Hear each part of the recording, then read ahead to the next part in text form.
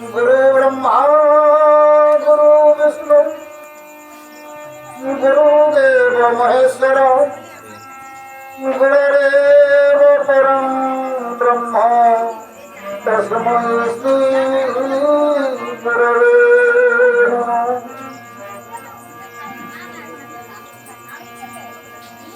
नमो ब्रह्मण्यदेवाय गोब्रह्मणहिताय च जगद्धिताय कृष्णाय गोविन्दाय नमो नमः। हा कृष्ण करुणा सिन्धु दीनबन्धु जगत्पते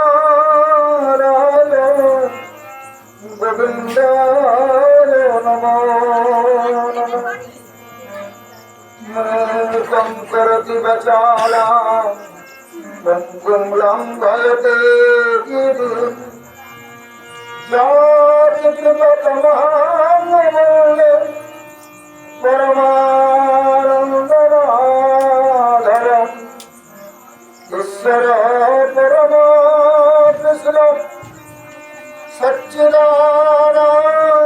विग्रहम् अनादि आदि गोविंद सर्वकारण कारणम् सत्यकाञ्चन गौराङ्गी राधे वृन्दावनेश्वरी वृषभानुसुते देवी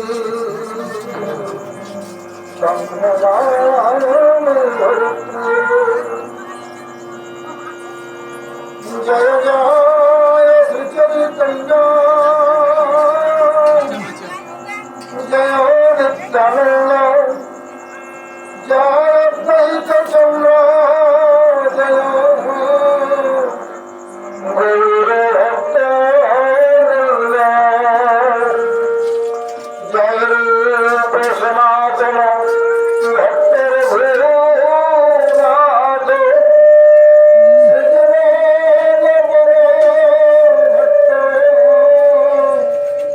दास रघुनाथ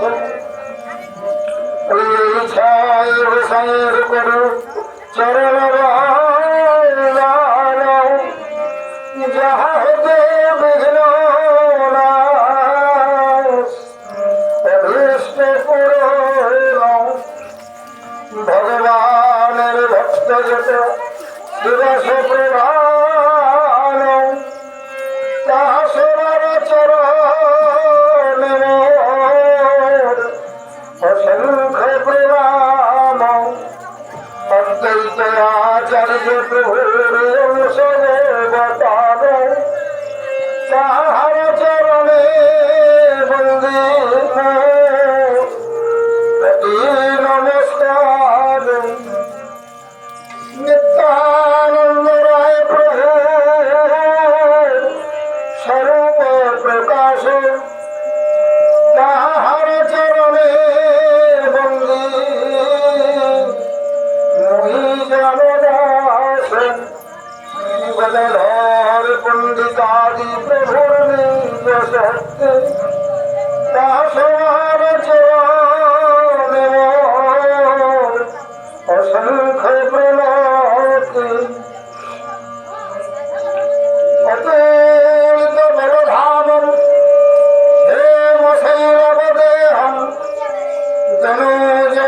জ্ঞাননিশান জ্ঞানিনামগ্রগণ্যম সকলগুণনিধানম বলরামধীশম শ্রীরামপ্রিয়ভক্তম বাতজাতং নমামি কদলীকলমতী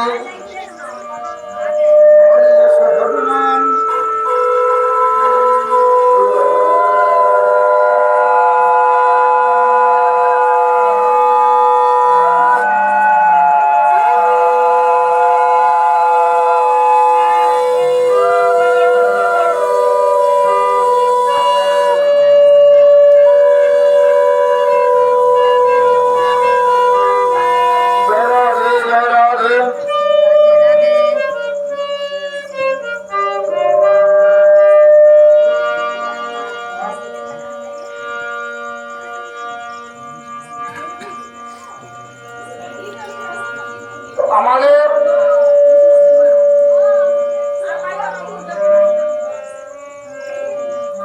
হিন্দুদের মধ্যে ছেলেমেয়েরা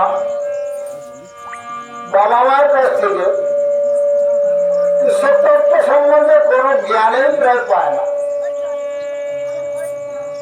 আবার বাবা মায়েরাও কিছুই জানেন না।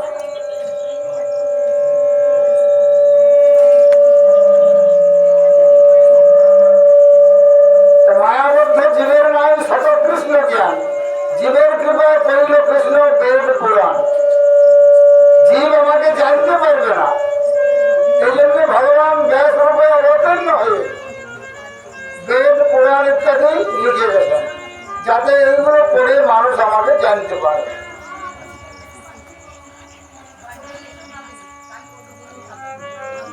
তো আমাদের সমস্ত শাস্ত্রে যত শাস্ত্র আছে, ব্যাসদেব ভগবান ব্যাসদেব রূপে অবতীর্ণ হয়ে 4 লক্ষ শ্লোক আমাদের জন্য লিখে গেছে। 18টা পুরাণ আছে, মহাভারত আছে, তার মধ্যে গীতা মহাভারতের মধ্যে, ভাগবত আছে, তাতে 18,000 শ্লোক আছে।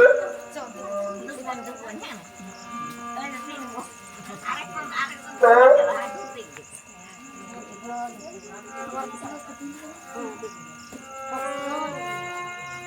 ব্যাসদেব যখন বেদকে 4 ভাগ করলেন, বেদ আগের থেকেই ছিল, সৃষ্টির আদির থেকে, ভগবান যেদিন থেকে আছেন বেদ সেই দিন থেকে আছে।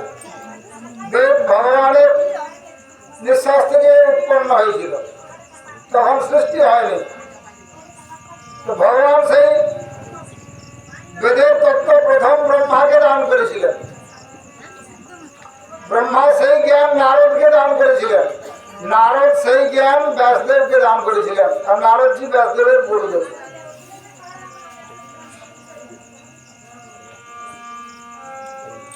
তো বেদ শাস্ত্র কহে সম্বন্ধ অবিধেয় প্রয়োজন।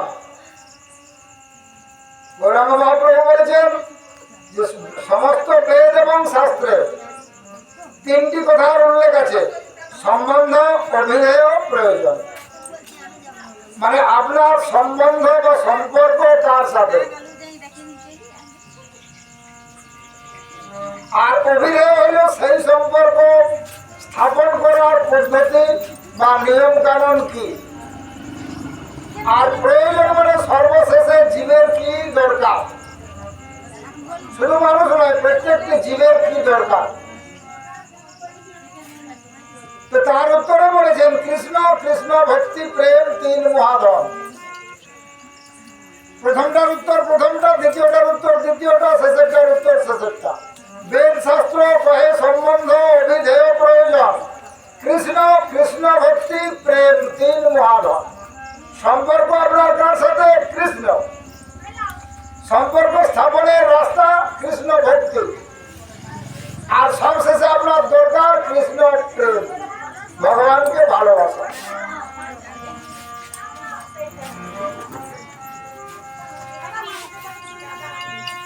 ওই জন্য তুলসীদাসজি বলেছেন প্রভু ব্যপ্ত সর্বত্র সমানম,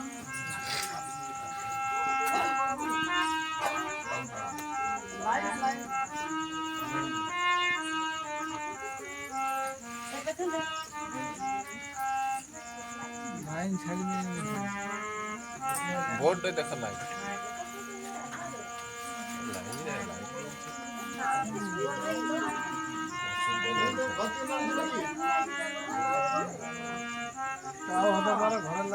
হ্যাঁ তার লুজ হয়ে গেছে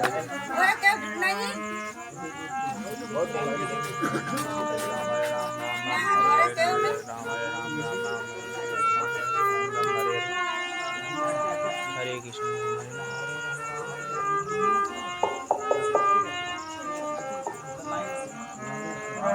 তুলসীদাস জি বলেছেন প্রভু ব্যাপ্ত সর্বত্র সমানা, ভগবান সমস্ত জায়গাতে সমান ভাবে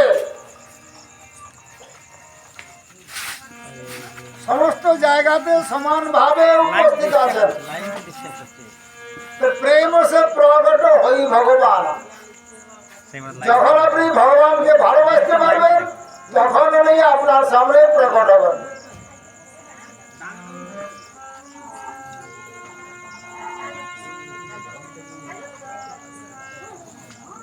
অনেকে বলে আজকালকার ছেলে মেয়েরা ভগবানের সাথে কই দেখতে পাই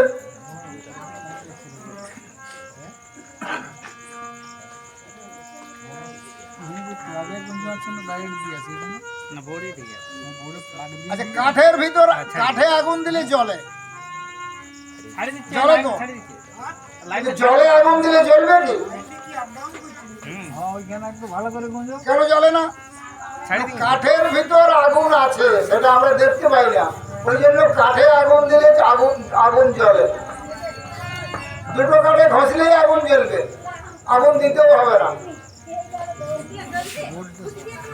কাঠের ভেতর আগুন আছে বলেই আগুন জ্বলে, জলের ভেতর আগুন নাই, ওই জন্য জলে আগুন দিলে জ্বলে না।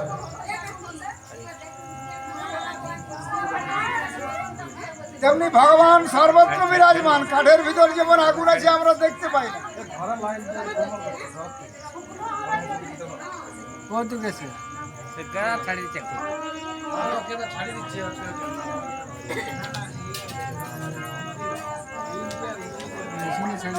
তো কাঠের ভিতর যে আগুন আছে সেটা আমরা দেখতে পাই না, কিন্তু সেই আগুনকে প্রকট করতে হলে হয় দুটো কাঠে ঘষতে হবে, না হয় আগুন দিতে হবে। সেই রকম ভগবান সর্বত্র বিরাজমান। ভগবানকে যদি আপনি দর্শন করতে চান তাহলে ওই কাঠে আগুন দেওয়ার মতো কয়েকটি পদ্ধতি আছে, সেই নিয়মগুলি আপনাকে মানতে হবে। সেই নিয়মটির নাম হচ্ছে ভক্তি।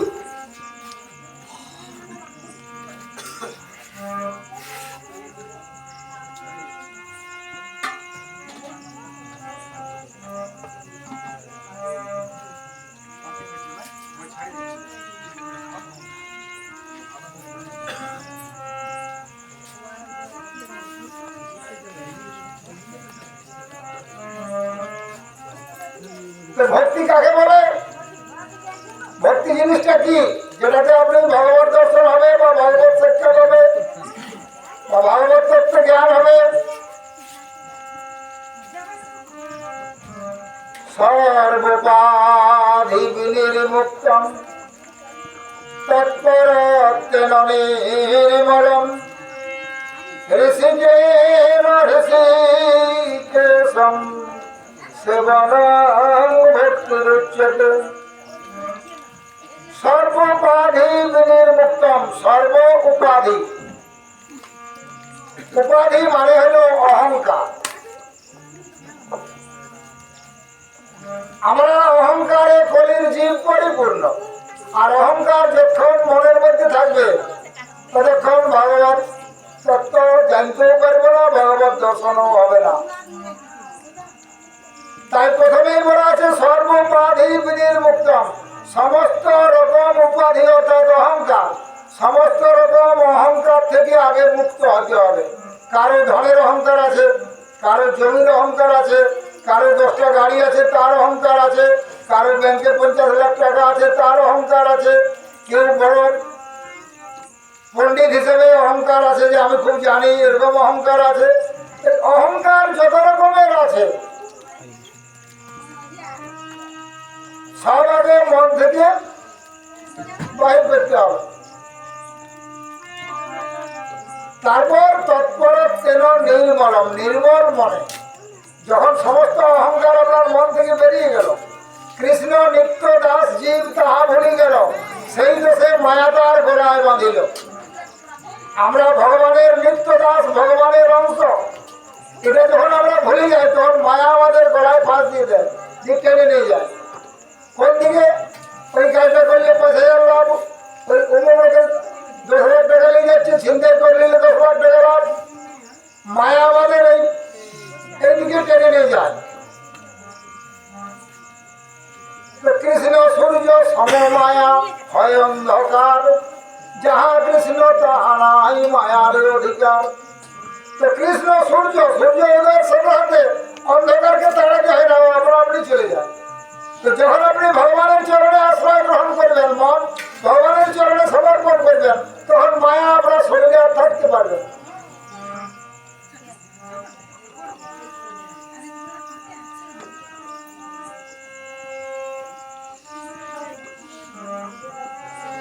তো নির্মল মনে ভগবানের সেবাতে যুক্ত হওয়ার নাম হচ্ছে ভক্তি।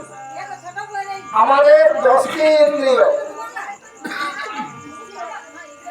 যারা স্কুল গেছেন তারা সবাই বই পড়েছেন, 5টা ইন্দ্রিয়, চক্ষু কর্ণ জিহ্বা নাসিকাগ্র।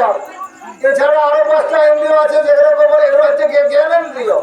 এই ইন্দ্রিয়গুলোর দ্বারা জ্ঞান অর্জন হয়। আর কর্মেন্দ্রিয় আছে, যে ইন্দ্রিয়গুলোর দ্বারা কাজ হয়, বাক, পানি, পথ, বায়ু, উপস্থ, গলা, হাত, পা ইত্যাদি ইত্যাদি। এই ইন্দ্রিয়গুলো কর্মেন্দ্রিয়, এগুলোর দ্বারা কর্ম করা হয়। আর এই 10টা ইন্দ্রিয়র মালিক হচ্ছে মন। তাই প্রথমেই বলা হয়েছে, ভক্তির প্রথমেই বলা হয়েছে সবই মন কৃষ্ণ পদ অরবিন্দ। আগেই মনকে ভগবানের শ্রীচরণে বেঁধে দাও।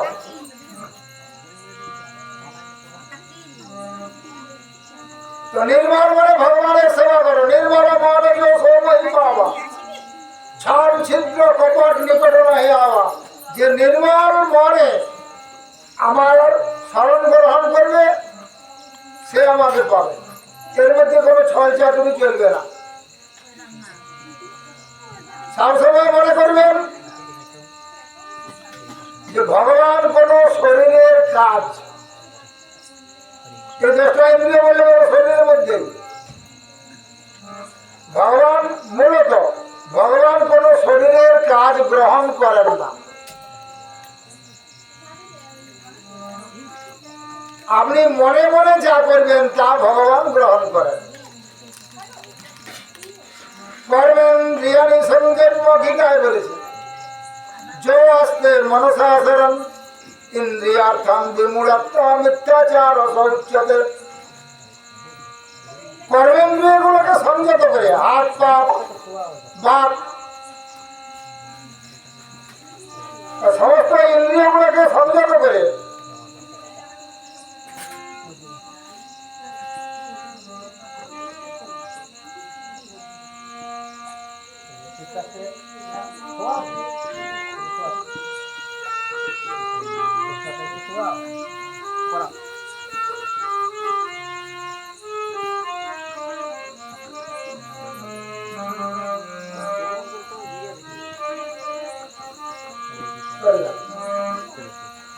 কর্মেন্দ্রিয়ানি সংযম। সমাজে আপনার নামটা গেছে, পরিবারের মানুষ আপনাকে চিনে, তো হাতে করে কারো পকেট থেকে পয়সাটা বার করে নিতে পারছেন না চক্ষু লজ্জার জন্য, কিন্তু মনে মনে হচ্ছে যে এর পকেটে 10,000 টাকা সেটা বার করে নিলে ভালো হতো। তো আপনার ভগবানের খাতাতে আপনার এই 10,000 টাকা চুরি করার ফলটা উঠে গেল।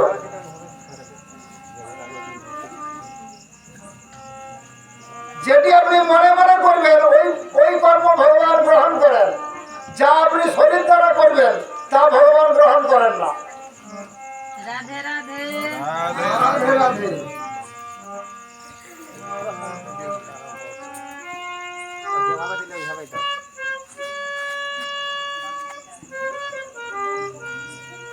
রাধে রাধে। তো সমস্ত শাস্ত্রে আমাদের কৃষ্ণ কৃষ্ণকে ভগবান বলে বলা হয়েছে, এই নিয়ে সংশয়ের কিছু নাই। কৃষি কৃষ ধাতু ন, কৃষি শব্দে সর্ব সমস্ত, ন শব্দে আত্মা, অর্থাৎ সমস্ত জীবের যিনি আত্মা তিনি কৃষ্ণ। কৃষ ধাতু আকর্ষণ বাচক, ভগবান সকল সমস্ত জীবকে আকর্ষণ করেন, নিজের চরণে নিয়ে আসেন, তারপর বৈকুণ্ঠ মানে পরমানন্দ দান করেন। ন শব্দে পরমানন্দ, পরমানন্দ দান করেন, এই জন্য ওনার নাম কৃষ্ণ।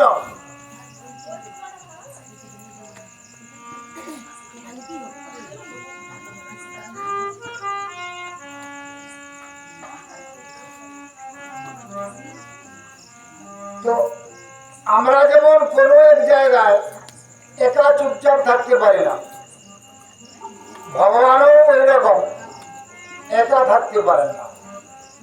ভগবান ভাগবতে বলেছেন, অহমেব আসমেবাগ্রে নান্যাৎ যৎ সদসৎপরম পশ্চাদহং যদেতচ্চ যো অবশিষ্যতে সোऽস্মি অহম। তো সৃষ্টির আদিতে অহমেব আসমেবাগ্রে একমাত্র আমি ছিলাম অগ্রে, এব অগ্রে এর আগে, তার আগে সৃষ্টির আগে।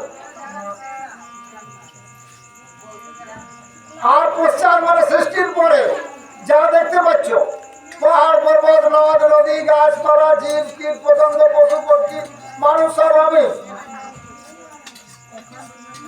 আর ধ্বংসের পরে যা অবশিষ্টতে সোऽস্মি অহম, যা অবশিষ্ট থাকবে তাও আমি।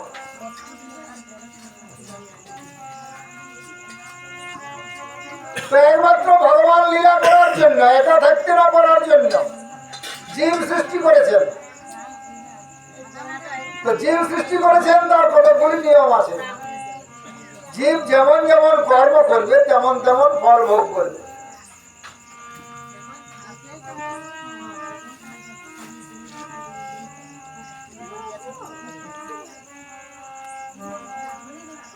যস্তু ইন্দ্র গোপম অথবা ইন্দ্রমোহ সকর্ম বন্ধানম অনুরূপ ফল ভাজনমাতনতি।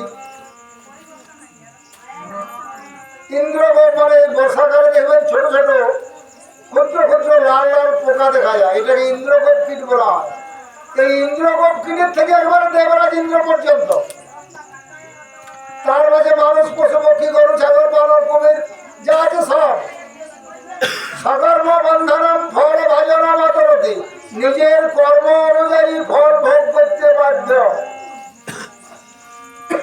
দেবতারও এর বাইরে নয়, যেমন কর্ম করবে তেমন ফল ভোগ করবে। কর্মফল কাকে ভোগ করতে হয় না, কর্মাণি নির্দহতি কিন্তু চ ভক্তি ভাজাম। যে গোবিন্দ চরণে আশ্রয় গ্রহণ করেছে, প্রভু অপরাধ করে ফেলেছি মার্জনা করুন, আর কখনো অপরাধ করব না।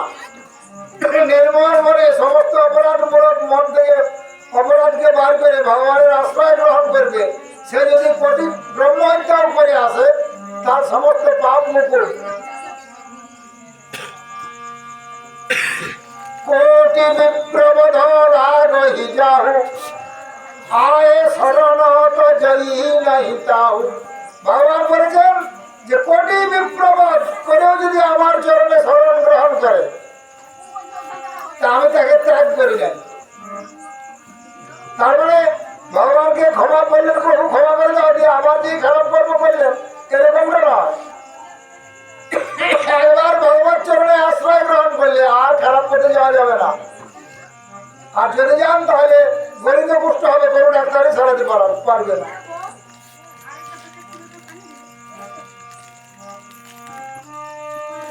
সর্বান্তঃকরণে নির্মল মনে ভগবানের আশ্রয় গ্রহণ করতে হবে। যত পাপ কর্ম এই ইতিপূর্বে ছিল সব মুকুল।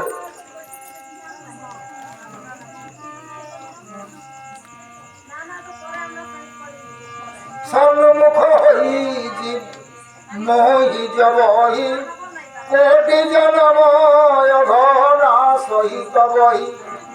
ভগবান বলেছেন একবার জীব যদি আমার সামনে হাত জোড় করে ক্ষমা প্রার্থনা করে তো কোটি জন্মের যত পাপ ছিল সব মুকুল। না সহিত বহি, সঙ্গে সঙ্গে নাই, তোরা সেই মম পাপ বহ্নি কৃষ্ণ নাম ভব তোরি মধ্যে নাম তোরি অনুপম। পাপ যদি বড় পাহাড় হয়, তুলার পাহাড়, তো একটা দেশলাই কাটি নিচে মেরে দিলেই সব ভস্য। তো যদি পাপের পর্বত আপনার জমা থাকে, তো হা কৃষ্ণ বললে সব লোক। কেমন বলতে হবে? তদসমসারম হৃদয়ঙ্গমতেজং যদ্বিজ্ঞমান মানং হরিনামধেয় ন বিক্রিয়েথ যথ যদা বিকারং নেত্রে জলম গাত্র রুহে সুহর্ষ। ভাগবত বলেছে যে তার হৃদয়টা পাথরের সমান। তদসমসারম, তার অবশ্যই মহাশ্ম মানে পাথর, তার অবশ্যই মহাশ্ম মানে ঘোড়া। তার হৃদয়টা পাথর। কার? যে হরিনাম করলে যার শরীর রোমাঞ্চিত হয় না, চোখের জল আসে না। হা কৃষ্ণ বললে ভগবানের মূর্তি মনের মধ্যে ভেসে উঠবে আর নয়নে জল আসবে। একবার বললে সব পার মুখ, আর মুখে হাজারবার কৃষ্ণ বলুন, মনে কোনো অনুভব নাই। ওই শরীরে, মুক্ত শরীরের মধ্যে ইন্দ্রিয়ের মধ্যেই পড়ে। ইন্দ্রিয়ের কোনো কাজই ভগবান গ্রহণ করেন না। তো হাজারবার কৃষ্ণ বললেও কিচ্ছু যায় আসে না। যখন মন থেকে বলবেন তখন আপনি আপনি নেত্রে জল আসবে, শরীর রোমাঞ্চিত হবে।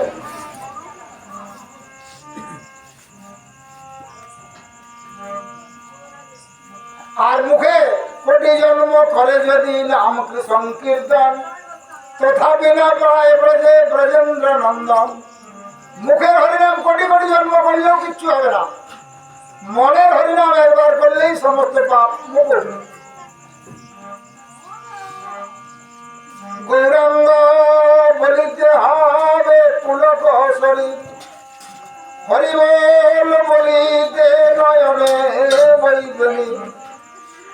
নরোত্তম দাস ঠাকুর বলেছেন, আর কবে নিতাই চাঁদ করুণা করিবে, সংসার বাসনা মোর কবে তুচ্ছ হবে, বিষয় আশয় ত্যাজি কবে শুদ্ধ হবে মন, কবে মহের বসে যুগল চরণ।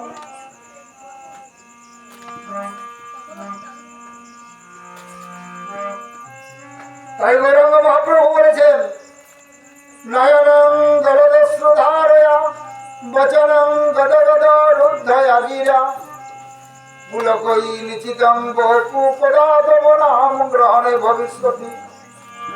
হে ভগবান, তোমার নাম করার সময় কখন আমার চোখে জল আসবে, কখন গলা জড়িয়ে যাবে ভাবে, প্রেমের ভাবে, কখন শরীর রোমাঞ্চিত হবে।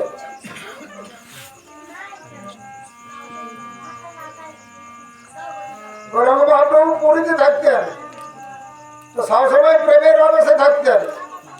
উনি জয় জগন্নাথ উচ্চারণ করতে পারতেন না ভাবে, সবসময় ভাবে বিভোর, জয় জয় গগ বলতেন।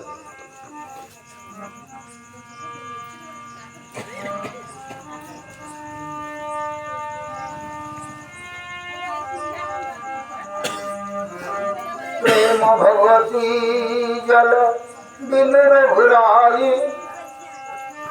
অভিয়ন্তর মল কবহু ন যাই। হনুমানজি বলেছেন, প্রেম ভগবতী জল বিনুর ঘুরাই। রঘুনাথের নাম করে চোখে জল না এলে অভিয়ন্তর মল কবহু ন যাই। আমাদের মনের মধ্যে যে ময়লা, অন্ধকার, হিংসা, অহংকার যা আছে, ভগবানের নামে যদি চোখে জল আসে, ওই পথ দিয়ে ছাড়া এর মনের ময়লা বারবার দ্বিতীয় কোনো রাস্তা নাই। তার জন্য হনুমানজি বলেছেন, প্রেম ভগবতী জল বেদুর ঘোরাই। হে রঘুনাথ, হে রাম বলতে বলতে যদি চোখে জল আসে, তাহলে মনের ময়লা ওই চোখের জলের পথে বেরিয়ে যাবে, নির্মল মন পরিষ্কার হয়ে যাবে। কৃষ্ণ তোমার হই যদি বলে একবার, মায়া বন্ধ হতে কৃষ্ণ আমারে করে পার। চৈতন্য চরিতামৃতে বলা আছে যে হে কৃষ্ণ আমি তোমার দাস, কৃষ্ণ তোমার হই, মানে আমি তোমার দাস। এটি আমাদের আসল পরিচয়। কৃষ্ণ নিত্য দাসজি তাহা ভুলি গেল, সেই দেশে মায়া তার গলায় মানিল। আমরা ভগবানের নিত্য দাস, ভগবানের সেবা করার জন্য আমরা মানব জন্ম লাভ করেছি। নরোত্তম দাস ঠাকুর বলেছেন যে কৃষ্ণ ভজি বার করে সংসারে আইল, নিচে মায়ায় বদ্ধ হয়ে বৃক্ষ সম হইল। আমরা কৃষ্ণ ভজনা করার জন্যই মানব জন্ম লাভ করেছি। 84 লক্ষ জনির পরে মানব জন্ম লাভ হয়। যে ভগবান জীব সৃষ্টি করেছেন, জীবের জন্য নিয়ম সৃষ্টি করেছেন, যেমন যেমন কর্ম করবে তেমন তেমন ফল পাবে। তো জড়জা নবরক্ষাণি স্থাবর লক্ষণিংসতি ক্রীময়োরুদ্ধ সংখ্যাত পক্ষিণাং দশলক্ষকম ত্রিংশ লক্ষাণি পশব চতুর্লক্ষাণি মানব। জলজা নবরক্ষাণী, জলের ভিতর আমাদের 9 লক্ষবার জন্ম হয়েছে। মাছ, শামুক, আঙ্গর, কুমির ইত্যাদি ইত্যাদি রূপে। স্থাবরা লক্ষবিংশতি, স্থাবর মানে যারা চলতে পারে না, বৃক্ষ, লতা ইত্যাদি। এই বৃক্ষ রূপে আমাদের 20 লক্ষবার জন্ম হয়েছে। ক্রিময় রুদ্র সংখ্যক, মানে কৃমি কীট পতঙ্গ রূপে আমাদের রুদ্র হচ্ছে 11। রুদ্র কথার অর্থ হচ্ছে 11, 11 মহারুদ্র। 11 লক্ষ বার আমাদের কৃমি কীট পতঙ্গ মশা মাছি রূপে জন্মগ্রহণ হয়েছে। পক্ষীরাং 10 লক্ষকম, 10 লক্ষ বার আমরা পক্ষী রূপে জন্মগ্রহণ করেছি। 30 লক্ষানি পশব, 30 লক্ষ বার আমাদের পশু রূপে জন্মগ্রহণ করতে হয়েছে। গরু, ছাগল, বাঘ, সিংহ ইত্যাদি ইত্যাদি রূপে। তারপরে আমরা যদি মনুষ্য মানব জন্ম লাভ করেছি এবং যদি মানবের মতো কর্ম করি তাহলে 4 লক্ষ বার মানব জন্ম পাবো। আর না হলে 2 একবারই শেষ, আবার ঘুরে 84 লক্ষ। এই জন্য মানব জন্মকে হয় প্রথম জন্ম বলে, না হয় শেষ জন্ম বলে। এই মানব জন্ম দেওয়া জীবকে মানে কয়েদিকে জেল থেকে ছেড়ে দেওয়া।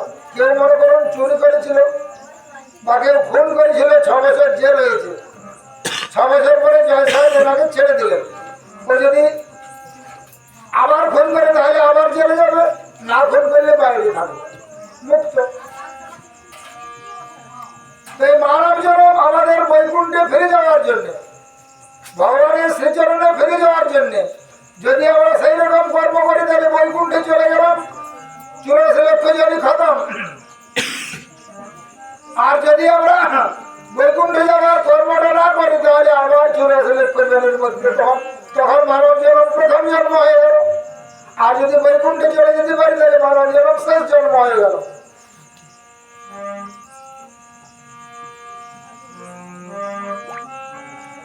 তো কৃষ্ণের অনন্ত শক্তি, 3 শক্তি প্রধান।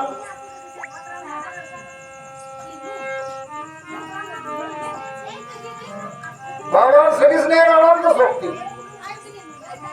3টি শক্তি প্রধান: অন্তরঙ্গ শক্তি, বহিরঙ্গ শক্তি আর তটস্থা শক্তি। এই জীব হইল তটস্থা শক্তি। বহিরঙ্গ শক্তি মানে মায়া, মায়া আর অন্তরঙ্গ শক্তি মানে রাধারানী। তো আমরা তার মাঝে আছি তটস্থা শক্তি। তটস্থ মানে তটে অবস্থিত। তট কাকে বলে? পুকুরে বা নদীতে নামার সময় দেখবেন যে পাড় এবং জলের মাঝে যে ঢালু জায়গাটা থাকে সেটাকে তট বলা হয়। এই জীব হচ্ছে তটে অবস্থিত। এই জীব ইচ্ছা করলে অন্ধকারে মানে জলে নেমে যেতে পারে, আবার 84 লক্ষ জনিতে চলে যেতে পারে, আবার ইচ্ছা করলে ডাঙ্গাতে উঠে যেতে পারে, অর্থাৎ ভগবানের শ্রীচরণ প্রাপ্ত করতে পারে। অন্য কোন জন্মে জীবকে স্বাধীনতা দেওয়া হয়নি। পতঙ্গ পশু পক্ষী যা আছে তারা পূর্বজন্মের কর্ম অনুযায়ী এখানে বিচরণ করবে, আবার 84 লক্ষ জনিতে জন্মগ্রহণ করবে, মৃত্যুবরণ করবে। কিন্তু মানব জন্ম একমাত্র মানব জনিকে ভগবান এই স্বাধীনতা দিয়েছেন যে মানব জন্মের সময় সে ইচ্ছা করলে আমার চরণে ফিরে আসতে পারে, না হয় আবার 84 লক্ষ জনিতে চলে যেতে পারে। এই স্বাধীনতা মানুষের আছে। তাই ভগবান গীতাতে বলেছেন অপি চেৎসু দুরাচার ভজতে মামন্যভাগ সাধুরেব সমন্তব্য সম্যক ব্যবস্থিত অপি চেৎসু দুরাচার, অত্যন্ত দুরাচারী ব্যক্তিও যদি আমার শরণাগত হয় তো সাধুরেব সমন্তব্য, আমি তাকে সাধু হিসাবেই গ্রহণ করি। তার পিছনটা আর আমি দেখি নাই। ক্ষিপ্রং ভবতি ধর্মাত্মা সৎসৎ শান্তি নিগচ্ছতি, সে শীঘ্রই ধর্মাত্মাতে পরিণত হয়।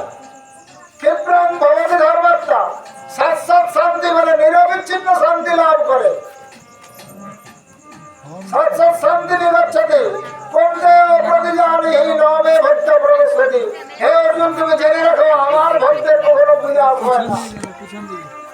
অর্থাৎ যে একবার ভগবানের শ্রীচরণে আশ্রয় গ্রহণ করেছে তার কখনো বিনাশ হয় না।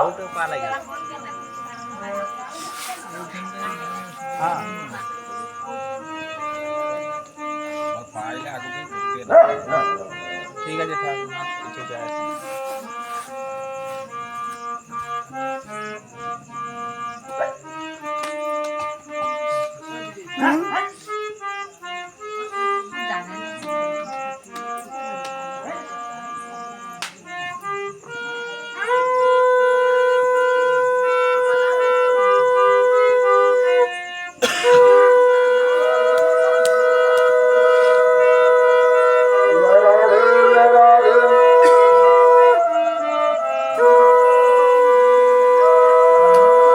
আসে মায়াবদ্ধ জীবের নাই শত কৃষ্ণ জ্ঞান। আমরা মায়াবদ্ধ জীব।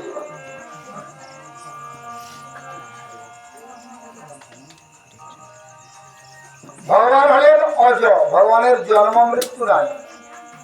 নমে বিদু সুরগণা প্রভবং নমহর্ষয় অহমাদি দেবানং মহর্ষিলঞ্চ সর্বস্ব। ভগবান বলছেন নমে বিদু সুরগণা, দেবতারা আমাকে জানে না। বন্ধ করে কেন?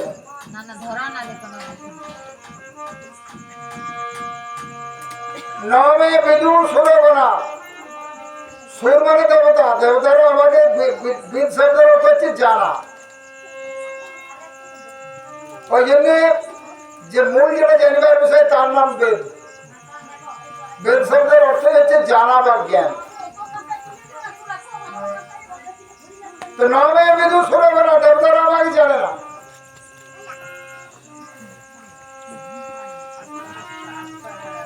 আমার প্রভাব বড় বড় ঋষি মুনিরা জানে না। কেন? নহম আদি হি দেবানা মহর্ষিলাঞ্চ সর্বত। এই সমস্ত মুনি ঋষি এবং দেবতাদের আমি আদি, আমি এদের সৃষ্টি করেছি। এরা আমাকে কি করে জানবে?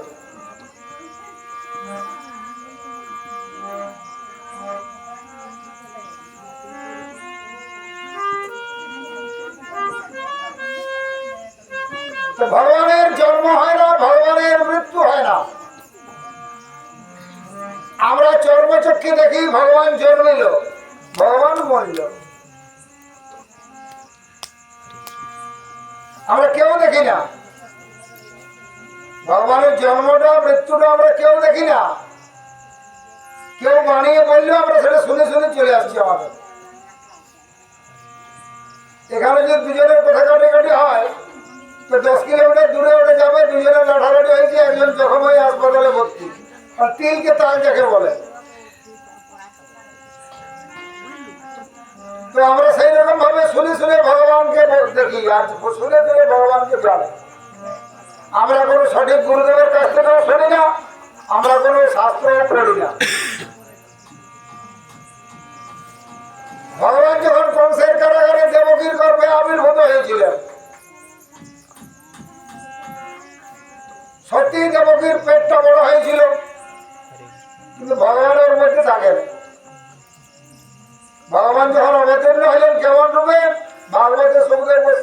করছেন। তমাদভূত বালকম অম্বুজ ইক্কণম চতুর্ভুজং শঙ্খ গদায়াদি উদয়ুধম। একটি অদ্ভুত সুন্দর বালক, পদ্ম ফুলের মতো দেখতে, চতুর্ভুজ, চারটি বাহু, শঙ্খ চক্র গদা পদ্ম ধারণ করে আছেন। শ্রীবৎসলক্ষং দরশভিকস্তিবম পীতাম্বরং সান্ধ্রপয়েদ সৌভগম। শ্রীবৎসলক্ষণম, ভগবানের পক্ষে লক্ষ্মী দেবীর একটা বসার আসনের মতো চিহ্ন থাকে। এই জন্য ভগবানকে শ্রী শব্দের লক্ষ্মী, বৎস মানে বসা। লক্ষ্মী দেবীর বসার আসন ভগবানের পক্ষে থাকে, চিহ্ন, চৌকা একটা চিহ্ন থাকে। সেটা হচ্ছে ভগবান লক্ষ্মী দেবীর বসার আসন। লক্ষ্মী দেবী সবসময় ভগবানের হৃদয়ে বিরাজ করে। ভগবানের পক্ষে শ্রীবৎস চিহ্ন। যখন উনি কংসের কারাগারে আবির্ভূত হইলেন, পক্ষে শ্রীবৎস চিহ্ন, গোড়াতে কৌস্তুম মণি শোভিত মণি, পীতাম্বর পীত বস্ত্র পরিধান করা আছে। আর ভগবানের গায়ের রং সান্ধ্র পয়দ সৌভাগম। সন্ধ্যাকালে যে মেঘে বৃষ্টি হবে তার যেমন রং, ঠিক ভগবানের গায়ের রং হচ্ছে সেই রকম। নবঘনশ্যাম, রামকে বলা হয় দুর্বাধরেশ্যাম। কচি দুর্গাপদে যেমন দেখতে ভগবান রামের গায়ের রং ছিল ওই রকম, ওই জন্য রামকে বলা হয় দুর্বাধরেশ্যাম। ভগবানের মেঘের মতো জল, এখনই জল হবে সেই মেঘের যেমন রং, ভগবানের গায়ের রং ঠিক সেই রকম। এই জন্য ভগবান শ্রীকৃষ্ণকে নবঘনশ্যাম বলা হয়।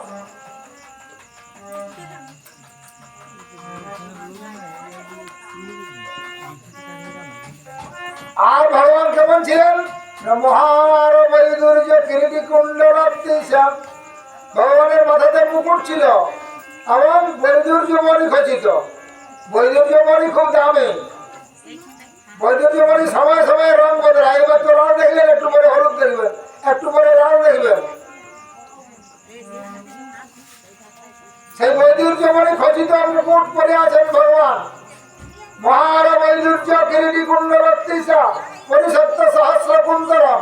সাধারণ মানুষের যেমন চুল থাকে ভগবানের সেই রকম কোমর পর্যন্ত চুল। তো এইরকম ভাবে কেউ কি গর্ভের থেকে বার হতে পারে? হয়েছে কেউ কখনো দেখেছে?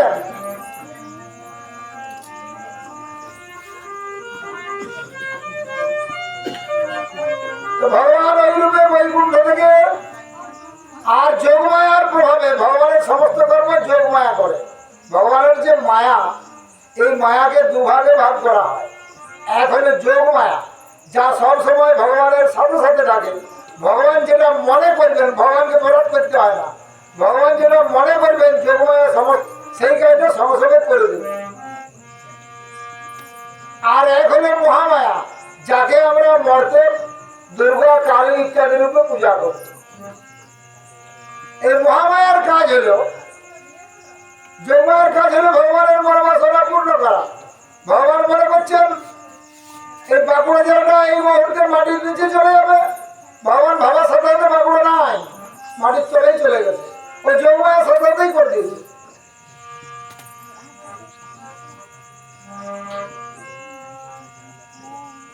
ভগবানকে বলতে হয় না যোগমায়া এটা করো। আর মহামায়ার কাজ হলো আমরা যাতে ভগবানের দিকে যেতে না পারি, সেটাকে আটকানো। ওই জন্য মায়া আমাদের, ওইটাই মায়া, মহামায়া। ওই আমাদের সবসময় স্ত্রী, পুত্র, টাকা, ধন, গাড়ি বাড়ি ইত্যাদির লোক দেখায়। সবসময় আমাদের ওইটাই ব্যস্ত রেখেছে। আর আমাদের দুর্গা পূজা করার উদ্দেশ্য হলো বিষ্ণু ভক্তি প্রদা দুর্গা সুখদা মোক্ষদা সদা আদ্যাসূত্র। যে মাতা বিষ্ণু ভক্তি প্রদায়নি, যে হে মা, এই মায়াটাকে আমাদের কাছ থেকে সরিয়ে নিয়ে দয়া করে বিষ্ণু ভক্তি দাও। এই কি দুর্গা পূজার আসল উদ্দেশ্য। কিন্তু দুর্গা যেটি দেওয়ার জন্য বসে আছে, আমরা সেইটি ওর কাছে চেয়ে নি। মা অমুক লোকের সঙ্গে জমিটা নিয়ে গন্ডগোল, এটা যেন মিটে যায়। মা রাত্রির জন্য ভালোভাবে পাস হয়ে যায়। মা আমার অমুক ছেলেটার জন্য অমুক কাজটা হয়ে যায়, মানে ও তো ওইটি দেওয়ার জন্য বসে আছে যাতে তুমি ভগবান বিষ্ণু ভক্তি না চাও, যাতে তুমি বিষ্ণু ভক্তি না চাও।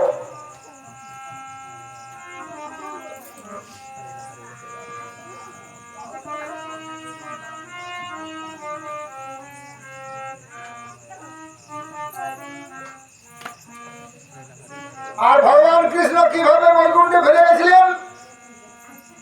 সশরীরে, যে শরীরে এসেছিলেন ওই শরীরে।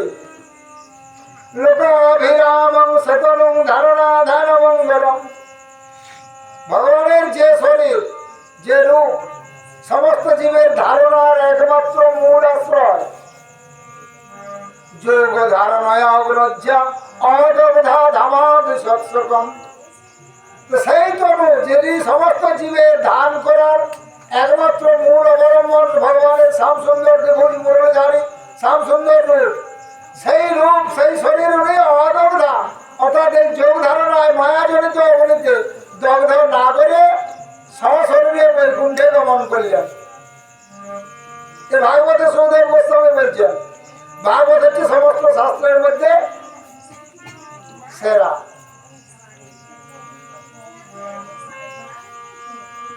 আমি বিবর্ধ আশ্রমে 3 বছর প্রত্যেক দিন কামাই থাকে না, বছরে 2-3 দিন কামাই হতো, ভাগবত পাঠ করেছিলাম। তো একজন আমাকে বলছে যে রাম তো সরজু নদীতে ডুবে মরল। আমার একটু অসটা শরীর বলে বোকা যেটা, তুই কি তখন সরজুর তীরে দাঁড়িয়েছিলি? তুই কি তখন সরজুর তীরে দাঁড়িয়েছিলি? বলে বাল্মীকি লিখছে রামায়ণে, পিতা মহাবচ সুপ্ত বিনিশ্চিত মহামতি প্রবেশং বৈষ্ণবতেজং সশরীরং সহানুজং। বাল্মীকি লিখছে যে পিতা মহাব্রহ্মা এসে, ব্রহ্মা আমাদের সবাইকার পিতার পিতা, ব্রহ্মার পুত্র মনু, আমরা সব মানব মনুর বংশ, তাহলে সেই হিসাবে ব্রহ্মা আমাদের পিতামহ হয়। ব্রহ্মাকে পিতামহ বলা হয়। বাল্মীকি লিখেছেন পিতামহ এসে ভগবান রামকে বললেন যে প্রভু আপনার বর্ষলীলা শেষ হয়েছে, আর আপনার এখানে থাকার দরকার নাই, আপনি বৈকুণ্ঠে ফিরে চলুন। তো প্রবেশং বৈষ্ণবতে যাও, ভগবান সেই বৈষ্ণব তেজে অর্থাৎ বৈকুণ্ঠে ফিরে গেলেন সশরীরে, সেই শরীরে সনুজ আমার ভাইদেরকে সাথে নিয়ে, সশরীরে সহানুজ। এ মহামণি বাল্মীকি লিখছেন।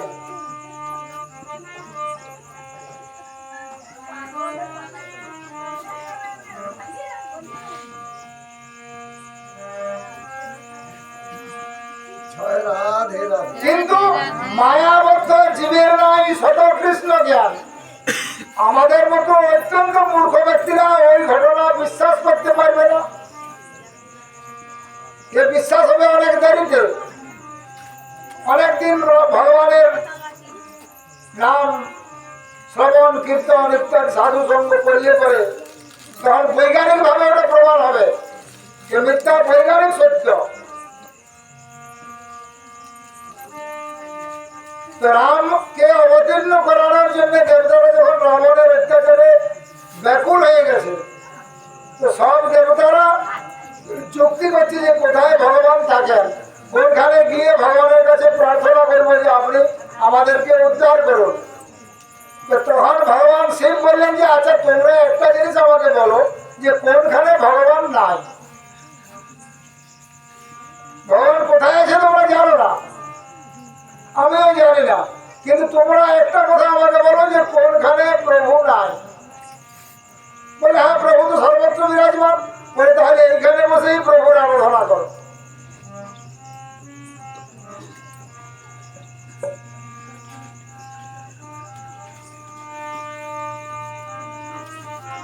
তো যখন ব্রহ্মা শব্দ ভগবানের স্তব করতে শুরু করলো, তখন ভগবান আকাশবাণী করলেন যে আমি রাম রূপে মহারাজ দশরথের পুত্র হিসাবে আবির্ভূত হব। তো কৌশল্যার গর্ভে ভগবান রাম কেমন ভাবে আবির্ভূত হয়েছিলেন? ভয়ে প্রকট কৃপালা দীন দয়াল কৌশল্যা হিতকারী। ভয়ে প্রকট, ভয় মানে পৃথিবীতে, ভূমিতে প্রকট কৃপালা ভগবান প্রকট হলেন।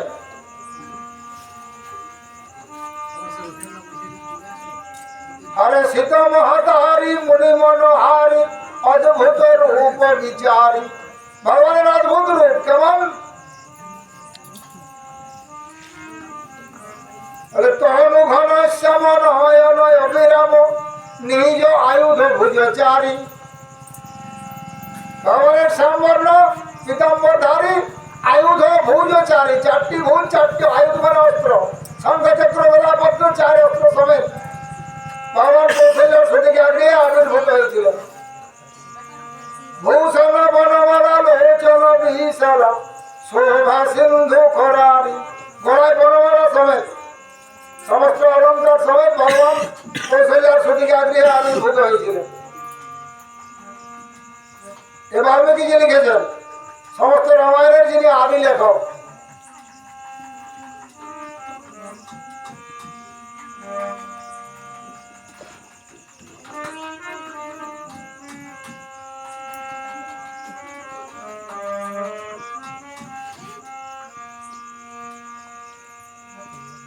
তো জ্ঞান যোগ ভগবান বলেছেন যে আমাকে পাওয়ার তিনটি রাস্তা আছে।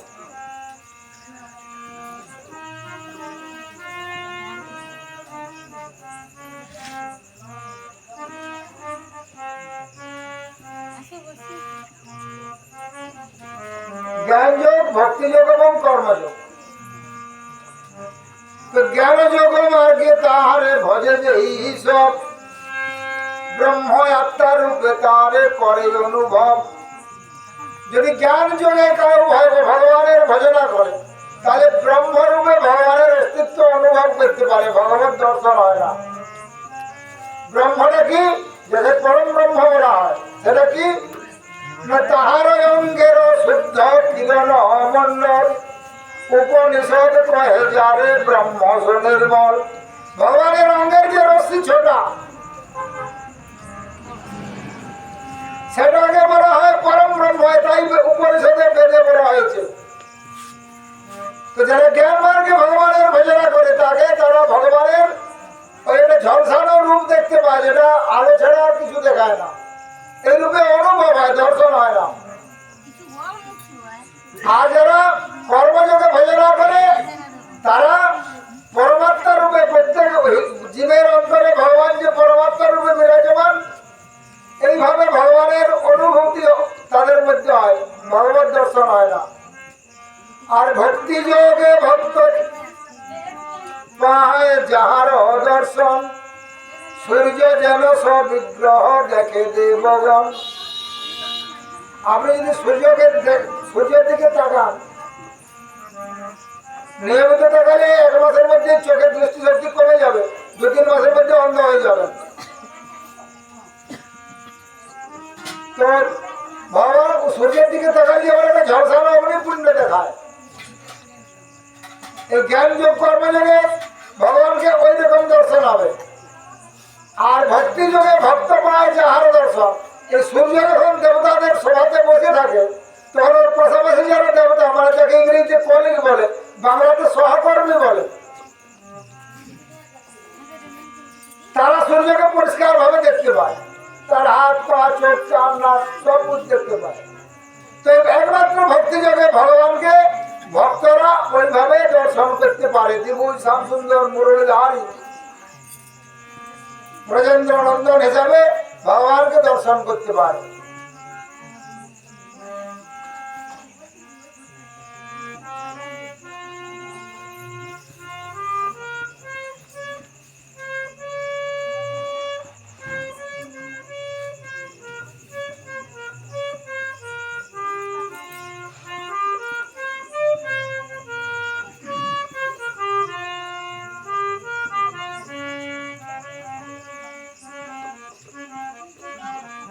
তাহলে আমাদের যতগুলি ইন্দ্রিয় আছে, এই ইন্দ্রিয়গুলিকে ভগবানের সেবাতে নিযুক্ত করা এবং সেটি নির্মল মনে, সেইটির নাম হলো ভক্তি।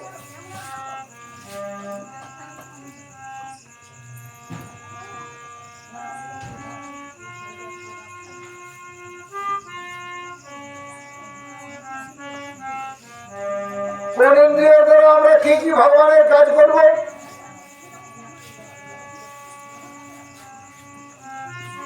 সাবৈমান কৃষ্ণ পদারবিন্দে বচাংসি বৈকুণ্ঠ গুণালু বর্ণনে পর হরির মন্দির মার্জনায় আদিষু শ্রুতিম চকারয়চ্যুত সৎকথাদয়।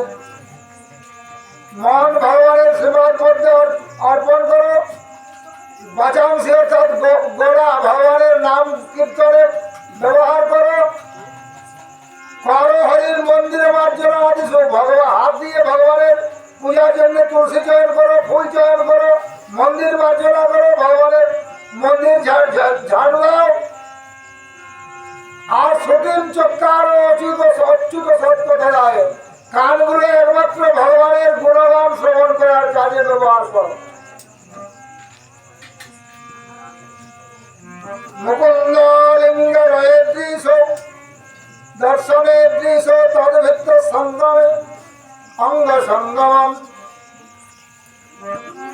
চোখগুলো ভগবানের সেই বিগ্রহ দর্শন করার কাজে ব্যবহার করো। ভগবানের শুদ্ধ ভক্তদের শরীর স্পর্শ করে প্রণাম করো।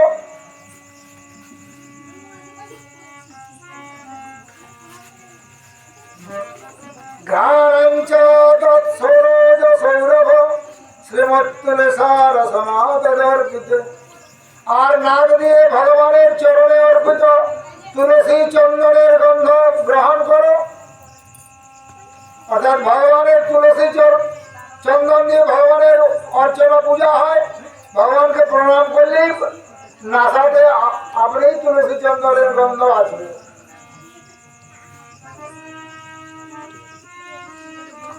আর জিহ্বাতে ভগবান চরণে অর্পিত তুলসী গ্রহণ করো।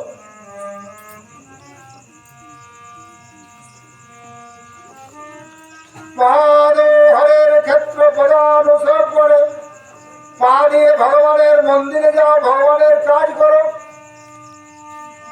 শ্রী হৃষিকেশ পদাভিবন্দনে মস্তক ভগবানের চরণে প্রণাম করো মস্তক দ্বারা।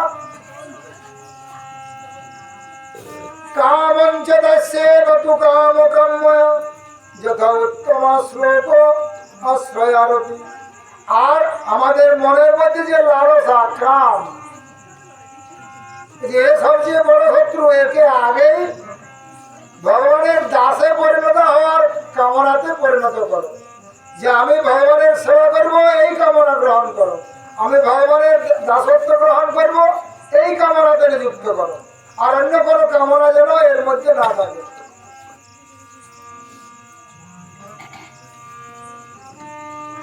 বংশী জানামৃত লাবণ্যমৃত জন্মস্থান যে না হেরে সে চাঁদ বদন সে নয়নে কিবা কাজ পড়ু কোথার মুন্ডে বলি সে নয়ন রহে কি কারণ। বংশী গানামৃত ধাম, ভগবান যে বংশী বাদন করে বৃন্দাবনে বিচরণ করতেন, সেই ভগবানের লাবণ্যময় জন্মভূমি। আর ভগবানের সেই বিগ্রহ যে না দর্শন করেছে, বলে তার মাথায় বাজ পড়ুক, তার নয়নে কোনো কাজ নাই। সে নয়নে কিবা কাজ। কৃষ্ণ ধর সন বিনা চক্ষু ফল নাহিয়ান, যেই জানে কৃষ্ণ দেখে সেই ভাগ্যবান। একমাত্র ভগবান দর্শন ছাড়া চোখের কোনো সার্থকতা নাই। আর যার নয়ন কখনো ভগবান দর্শন করে না, সে নয়নের কোনো কাজ নাই। তো কৃষ্ণের মধুর বাণী অমৃত তরঙ্গিনী, তার প্রবেশ নাই যে শ্রবণে। কানা করি ছিদ্র সম জানিও সে শ্রবণ, তার জন্ম হল কারণে। কৃষ্ণের মধুর বাণী, তো কৃষ্ণের মধুর বাণী তো এখন আমরা পাবো না। এখন ভগবানের নাম, ভগবানের ভাগবত পাঠ যেখানে হয়, ভগবানের নাম যেখানে হয়, সেইটি ভগবানের মধুর বাণী। সেটি কেমন না অমৃতের তরঙ্গিনী। তরঙ্গিনী মানে নদী। ভগবানের নাম গুণ মহিমা যেখানে বর্ণিত হয়, বর্ণনা হয়, সেটা যেন অমৃতের নদীর মতো। তো তার প্রবেশ নাই যে শ্রবণে, যার কানে সেই ভগবানের গুণ লীলা মহিমা কীর্তন প্রবেশ করে না, তার কানটা কেমন কানা করি ছিদ্র সম। আগেকার দিনে, এখন নাই, পয়সাতে ছেঁদা করে দিলে ওটাকে কানা করি বলছে, ওটা দোকানে নিত না। তবে যে কান দুটোতে যে ছেঁদা আছে, যার কানে কখনো কৃষ্ণ নাম প্রবেশ করে না, তার দেহটা ওই কানাকড়ির মতো অচল, ওটাতে কোনো কাজে আসবে না। হরি ভক্তি বিহীনস্য জাতি শাস্ত্র জপস্তপ অপ্রাণস্য এব দেহস্য মণ্ডলাঙ্গরঞ্জনম। যার হরি ভক্তি নাই, সে যত বড় কুলে জন্মগ্রহণ করুক, যত বড় বিদ্যান পণ্ডিত হোক, কোনো কাজে আসবে না। কেমন প্রাণস্য এব দেহস্য, যার দেহে প্রাণ নাই, অর্থাৎ মোড়া, সে মোড়াকে ভালো কাপড় পরিয়ে, ভালো গয়না পরিয়ে যত লাভ হয়, ওর লেখাপড়া, ওর উচ্চ কুলে জন্ম ঠিক অতটাই লাভ হবে, যার মধ্যে হরিভক্তি নাই।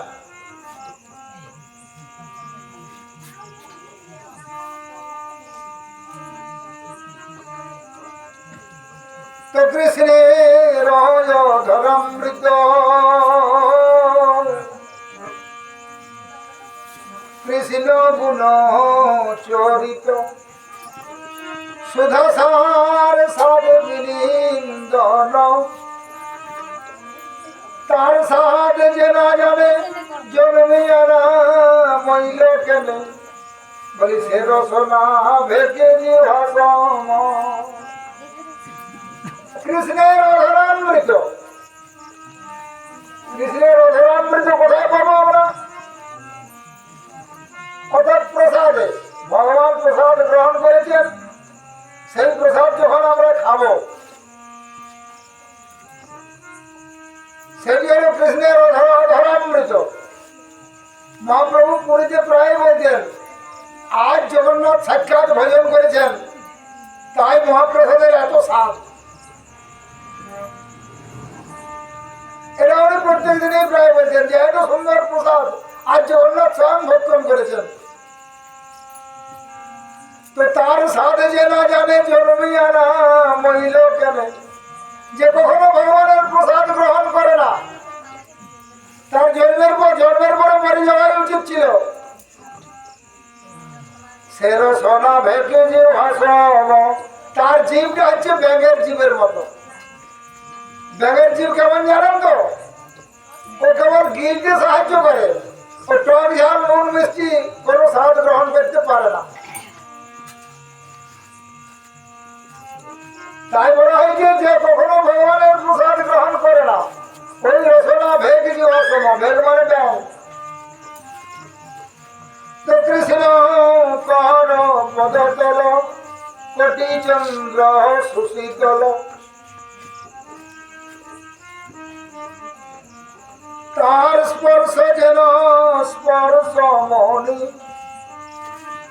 তার স্পর্শ নাই যার সে যায়ু ছাড়ে খান, সেই গোকুল সমজানি। কৃষ্ণ কর পদতল কোটি চন্দ্র সুশীতল। ভগবান শ্রীকৃষ্ণের চরণতল, করতল, উনি হাত তুলে আশীর্বাদ করলেন। ভক্ত মস্তক পায়ে মস্তক রেখে প্রণাম করল। কোটি চন্দ্র শশীতল, অর্থাৎ সেখানে শশীতল মানে কি, সমস্ত দুঃখ ক্লান্তিহীন, একদম শান্তি।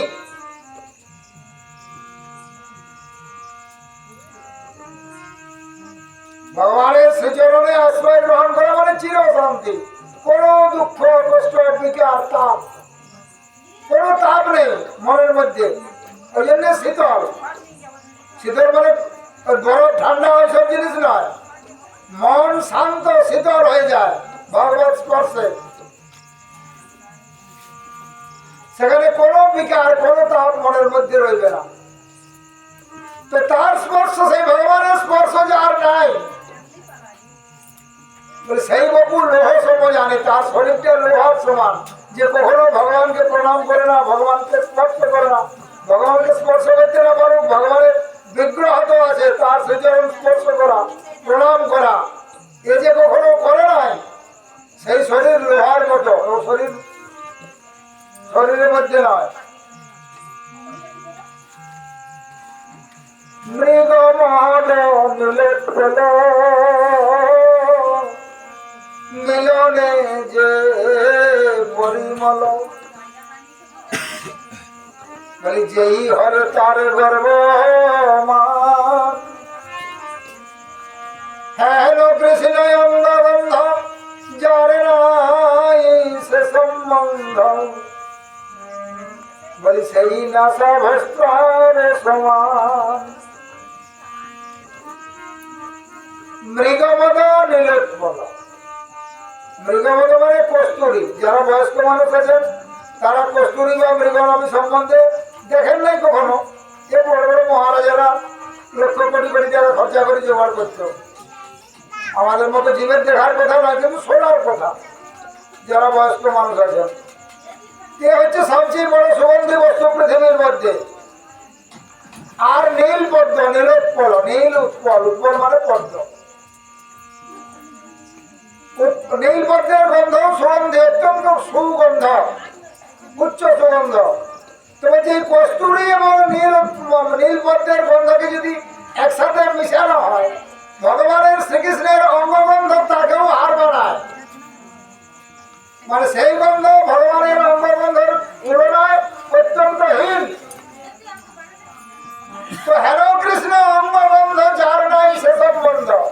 তো এই ভগবান শ্রীকৃষ্ণের অঙ্গের গন্ধ যার নাসাতে না প্রবেশ করেছে, সেই নাসা ভস্ত্রার সমান। সেই নাকটা কেমন? ভস্ত্র মানে কামারের হাপড়। কামারের হাপড় টানলে ভস ভস করে বাতাস ঢুকে আর বেরোয়। এ সুগন্ধ কি দুর্গন্ধ, ধুলো আছে না কি বুঝতে পারে না। যে ভগবানের অঙ্গগন্ধ কখনো নাক দিয়ে যার প্রবেশ করে নাই, সেই নাসা কামারের হাপড়ের মতো। তো আমরা কোথায় ভগবানের অঙ্গের গন্ধ পাবো?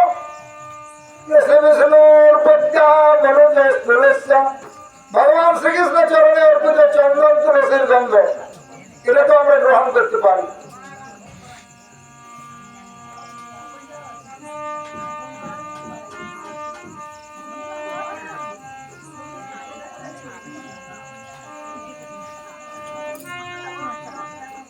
তো আমাদের কি জানেন, এই সমস্ত জীব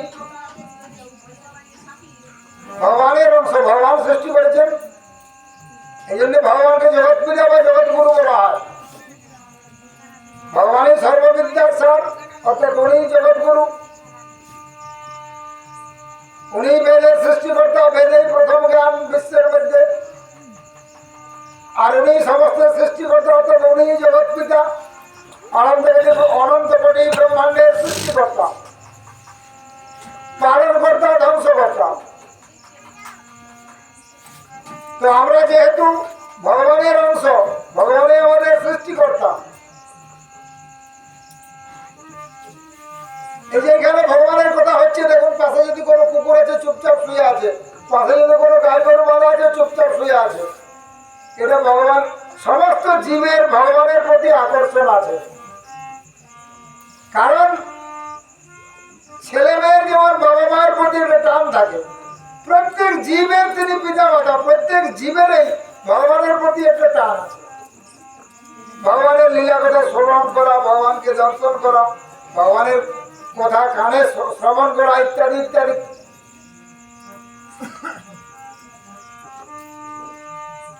তো এটা আমাদের মধ্যেও আছে, এটা আমাদের সাধনা করতে হয় না।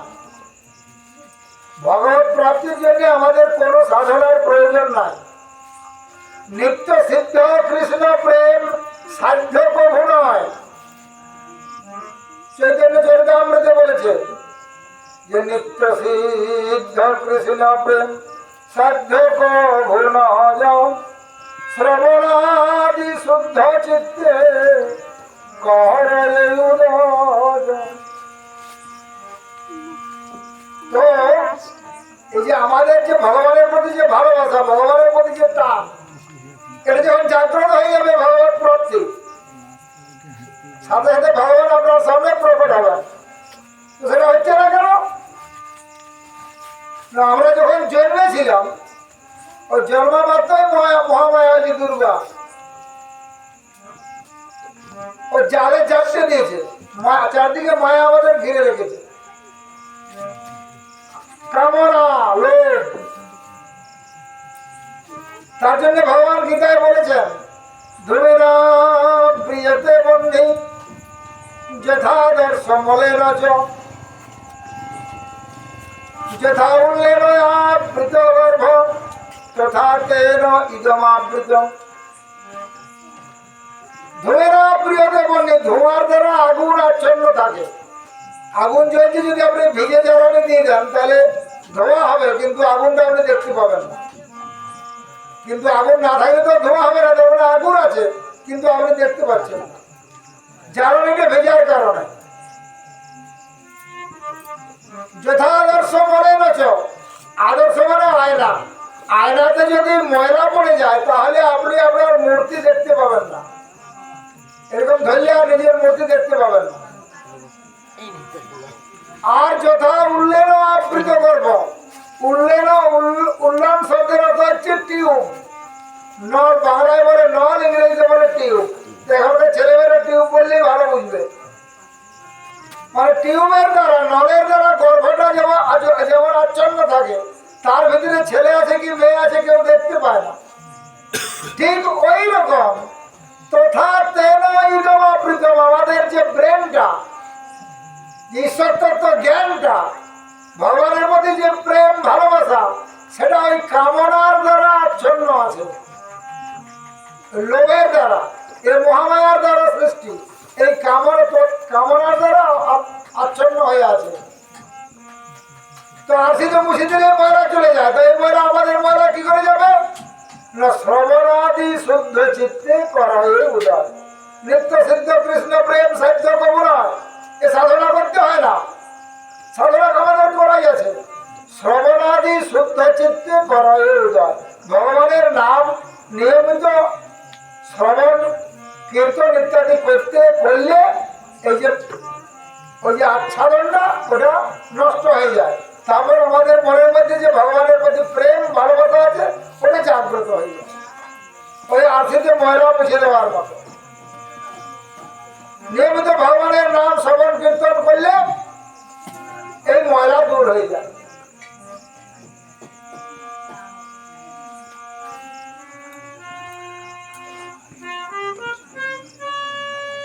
রাধে রাধে রাধে রাধে, এইদিকে রাধে রাধে। তো মহারাজ পরীক্ষিত সুখদেব গোস্বামীকে বললেন যে হে ব্রাহ্মণ,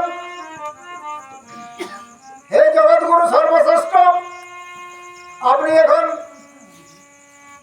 ঈশ্বর সমতুল্য, তো আমার 7 দিনের মধ্যে মৃত্যু হবে, তো বলুন এই সময় আমার কি করা প্রয়োজন? সুখদেব গোস্বামী বললেন হে মহারাজ, আপনি নন, সমস্ত জীব মৃত্যু পথযাত্রী, সবাইকার একই করা কর্তব্য।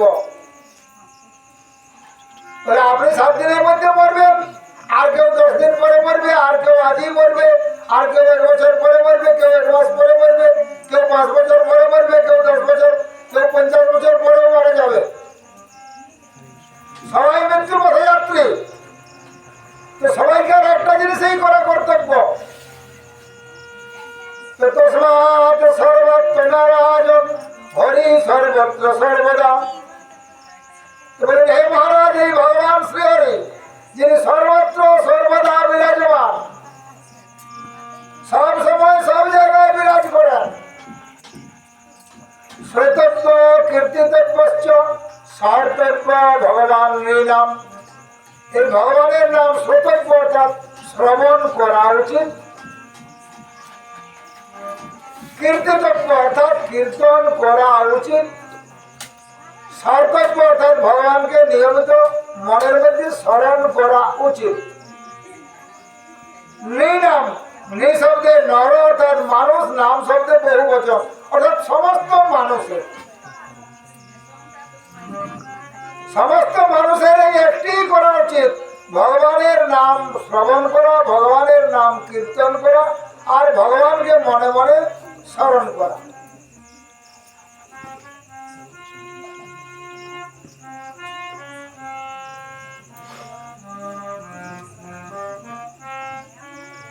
তো সেইটা শর্ট করে হইতে যায় না, তার জন্য কিছু কিছু সাহায্যের প্রয়োজন হয়।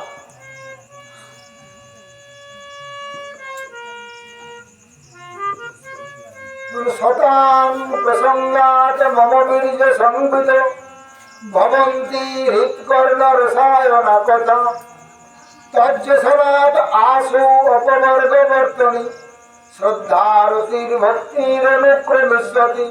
ভাগবত। শতাং প্রসঙ্গা ভগবানের শুদ্ধ ভক্তদের সন্ত বলা হয়, সন্তদের বহু বচনে শতাং। তো ভাগবত বলছে যে শতাং প্রসঙ্গাত ভগবানের শুদ্ধ ভক্তদের সাথে ভগবানের প্রসঙ্গ আলোচনা করতে করতে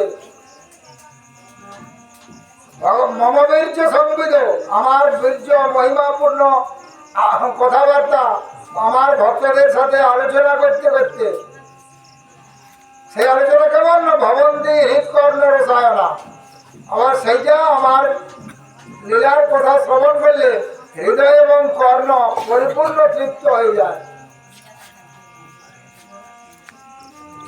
আর তর্জসনা মানে সেই আলোচনার ফলে কি হয়, আশু মানে শীঘ্র, অপবর্গ বর্তনী, অপবর্গ মানে মুক্তি, বর্তনী মানে দরজা, মুক্তির দরজা স্বরূপ আপনার সামনে উপস্থিত হবে কি শ্রদ্ধা, রতি এবং ভক্তি।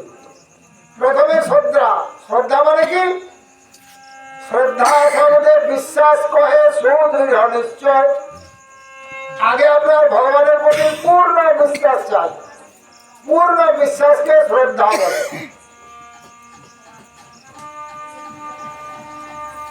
তারপর রতি মানে ভগবানের নাম করার, ভগবানের নাম শ্রবণ করার, ভগবানের সেবা পূজা ইত্যাদি করার হালকা হালকা লোভ মনের মধ্যে আসে বা ইচ্ছা জাগে, এটাকে বলা হয় রতি। আর এই রতিটা, এই হালকা ইচ্ছাটা যখন পাকাপাকি হয়ে যায়, যে না অমুক জায়গায় ভাগবত হচ্ছে আমি যাবো, অমুক জায়গায় কীর্তন হচ্ছে আমি যাবো, আমি সকালে উঠে ভগবান স্নান করি, ভগবানের আগে অর্চনা করবো, বা থেকে তার পূর্বপুরুষের আমল থেকে মূর্তি আছে, আমাকে আগে সেবা পূজা করতে হবে, তারপরে অন্য কাজ যা হয় হবে। এইটা যখন মনের মধ্যে দৃঢ় হয়ে যাবে সেটা হলো ভক্তি। আর এইটা হয়ে গেলেই আর কোনো কিছুর প্রয়োজন নাই।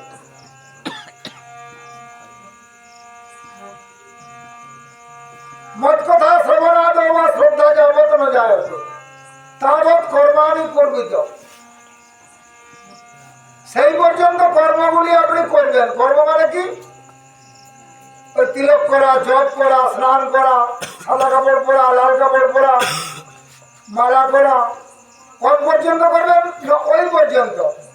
আর যখনই আবার মত কথা শ্রবণাব্দ হওয়া শ্রদ্ধা যাবত না যায়, যতক্ষণ না পর্যন্ত আমার কথা শ্রবণ করার জন্য মন ছটফট না করছে তার আগে পর্যন্ত করো। আর যেদিন আমার জন্য তোমার মন ছটফট করবে, আমি বহু জায়গায় ভাগবত হচ্ছে চলে যাবো, কোনো কাজ সংসারে যা হবে হবে না, হবে না হবে।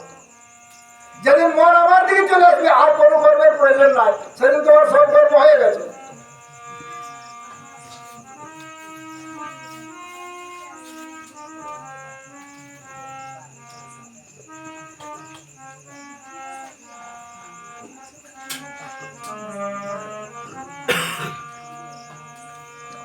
সমুৎকণ্ঠা হয় সদা লালসা প্রধান, মনের মধ্যে লোক ভগবানের সেবা করা, ভগবানের সেবার জন্য মনে উৎকণ্ঠা।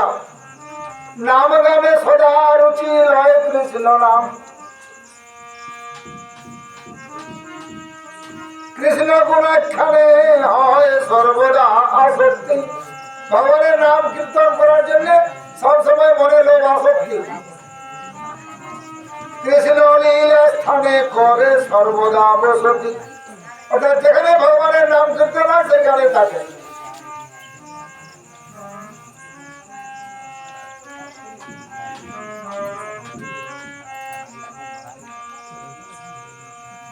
তো এইটির 9টি ধাপ আছে।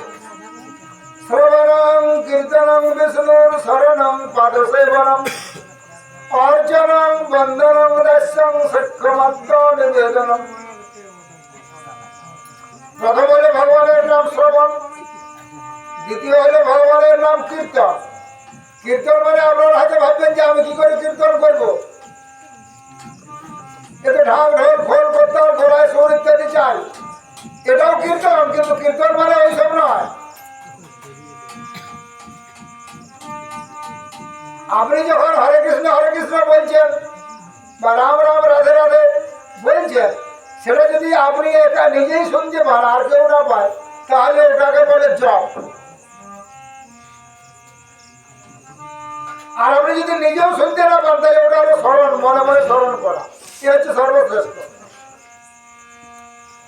আর আপনি হরে কৃষ্ণ বলছেন, পাশের লোকটা শুনতে পাচ্ছে, এটা হলো কীর্তন।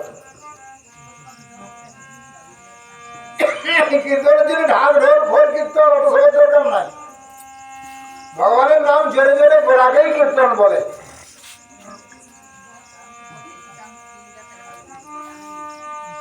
না হলে তো আপনারা ভাববেন যে কীর্তন কি করে করবো। ওটাকে সংকীর্তন বলে।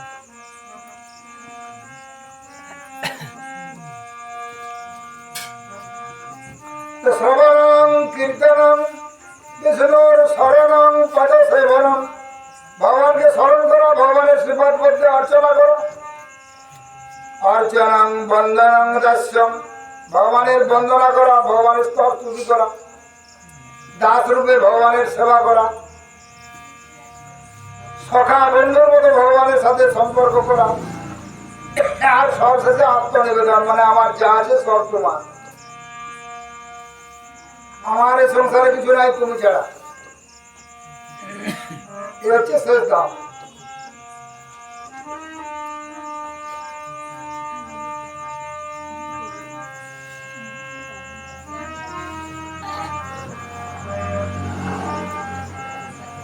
তো সুখদেব গোস্বামী বলেছেন, পরীক্ষিত মহারাজকে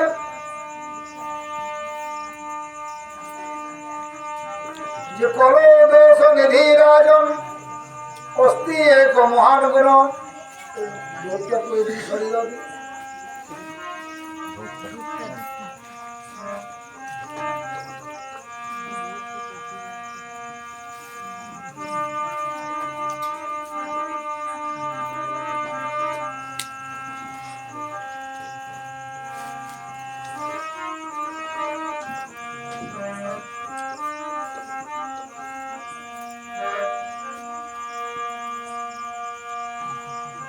কল দোষ নিধি রাজন অস্তি এক মহান গুণ।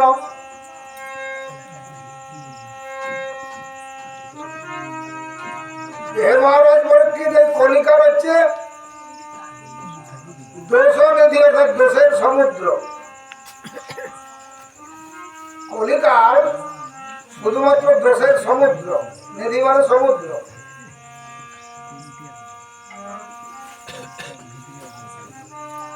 তো অস্তি এক মহান গুণ, এই কলিতে একটি মহান গুণ আছে কলিকালে, সেটি কি?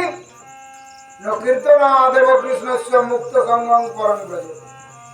ভগবান শ্রীকৃষ্ণের নাম দুহাত তুলে করলে জীব মুক্ত হয়ে যায়।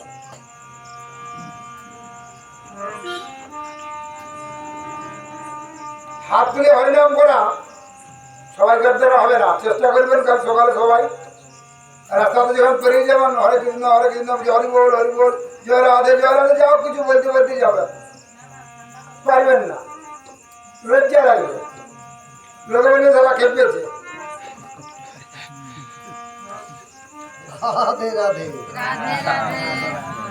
মাথাটা বিগড়ে গেছে, ডাক্তার দেখাতে হবে। ওর বাবাকে বলবে যে ওর ডাক্তার দেখিয়ে আনো। তো কলিকালে দুহাত তুলে হা কৃষ্ণ বললেই জীব উদ্ধার।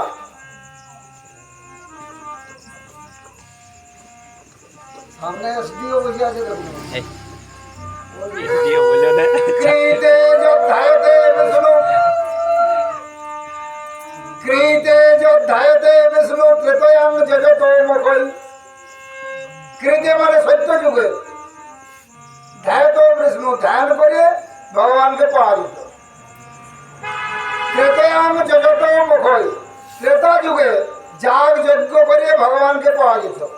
অশ্বমেধ যজ্ঞ, মুখ যজ্ঞ, কুসুম যজ্ঞ, বহুত কীর্তি।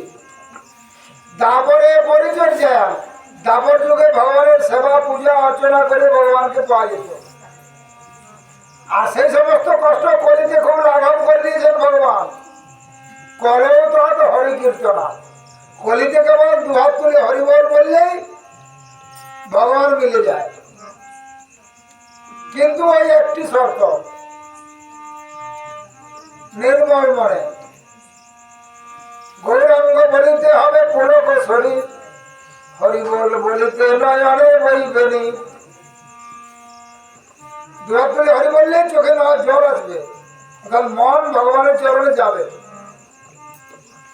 তাই রাম নাম করলে রামের ছবিটা মনের মধ্যে ভেসে উঠবে, কৃষ্ণ নাম করলে কৃষ্ণের ছবিটা মনের মধ্যে ভেসে উঠবে, হা গৌরাঙ্গ বললে গৌরাঙ্গ মহাপ্রভুর ছবিটা মনের মধ্যে ভেসে উঠবে। নির্মল মন হতে হবে, তাহলে সব মুকুব।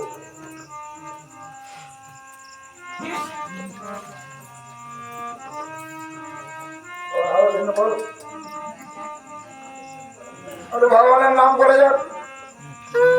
হরে কৃষ্ণ হরে কৃষ্ণ কৃষ্ণ কৃষ্ণ হরে হরে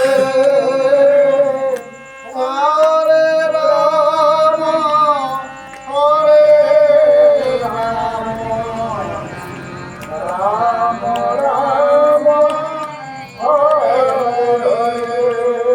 হরে কৃষ্ণ হরে কৃষ্ণ কৃষ্ণ কৃষ্ণ হরে হরে হরে রাম হরে রাম রাম রাম হরে হরে হরে। তো কৃষ্ণ ভক্তি জন্মমূল হয় সাধু সঙ্গ।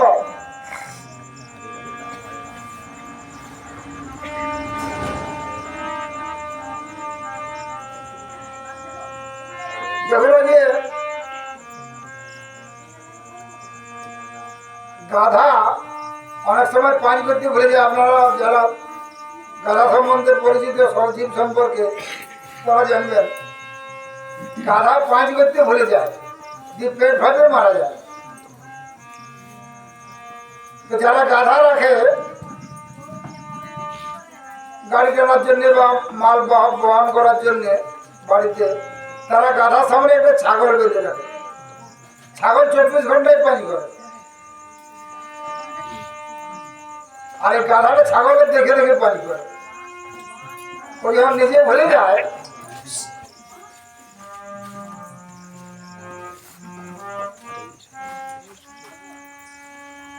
তো যখন সাধু সন্তরা আমাদের গৃহস্থে আসেন, আমরা তো কোনোদিনই হরিনাম করি না। পুরো দেখবেন প্রায় যে মালা জপ করছেন, নাম জপ করছেন, কখনো হরে কৃষ্ণ বলছেন, কখনো জয় রাধে বলছেন, কখনো আগৈরাঙ্গ বলছেন, কোনোদিন মুখ ছেড়ে থাকে না। তাদের মধ্যে সাধু সঙ্গ জন্মমূল, মানে কৃষ্ণ ভক্তির জন্মের মূল বস্তু রয়েছে সাধু সঙ্গ। সাধুদের সঙ্গ থাকলে সাধুরা সংসারে প্রভু দুটি অন্ন সেবা করে যাবেন, মানে কিছুক্ষণ যদি আপনার বাড়িতে থাকেন তাতেই আপনার অনেক লাভ।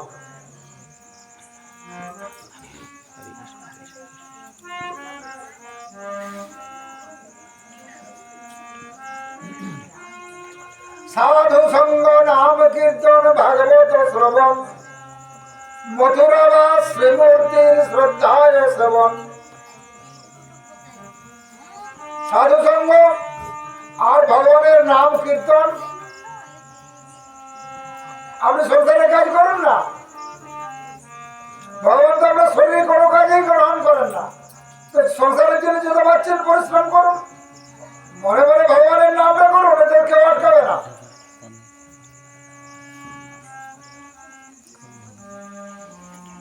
ভগবান তো আপনার মনের কাজটাই গ্রহণ করে।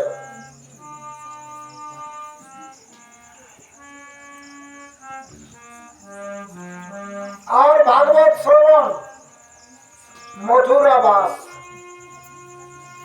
মথুরায় বাস করতে হবে। তো আমরা সমস্ত ভারতবর্ষের লোক যদি মথুরা নগরে যদি বাস করি, ওখানে জায়গায় খুলে দেবে?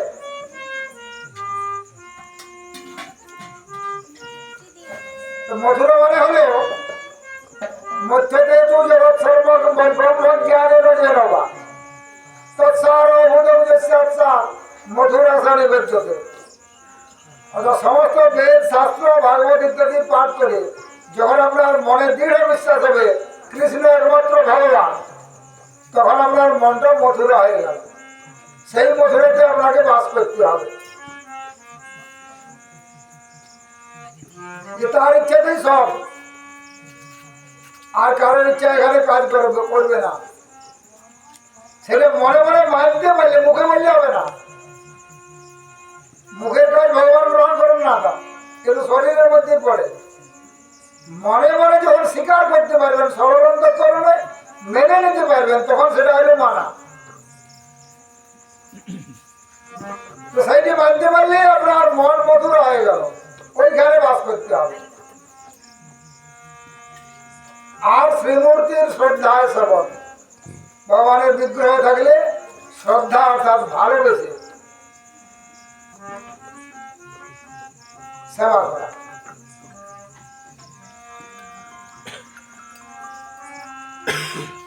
এগুলি করতে করতে ভগবত প্রেম জাগরিত হবে। আর प्रेम से प्रकट होई भगवान, बिना प्रेम से नहीं मिले नंद लाला। तो बिना प्रेम में नहीं मिलवे नहीं।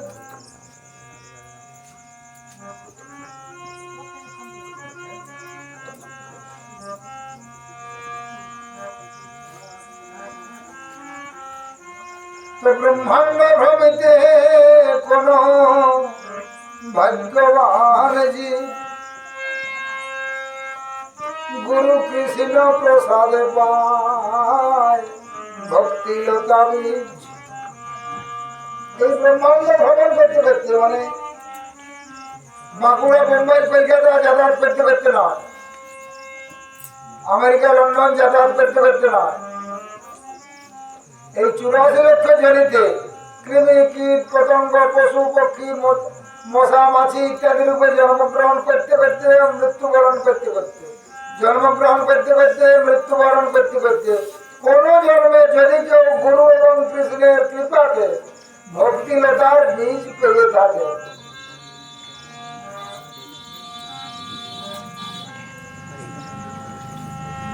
তো মালি হয়ে সেই বীজ করে আরোপণ।